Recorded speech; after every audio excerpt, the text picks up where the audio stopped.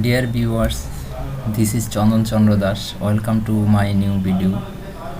Today I will show you how to combine duplicate data in a Excel worksheet.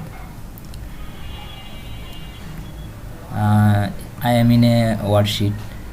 You are seen there have too many duplicate value and duplicate data. I will show you how to combine this. Firstly, we have to go in menu bar. You have to go data, then select consolidate. You will see a table, then you have to select this area.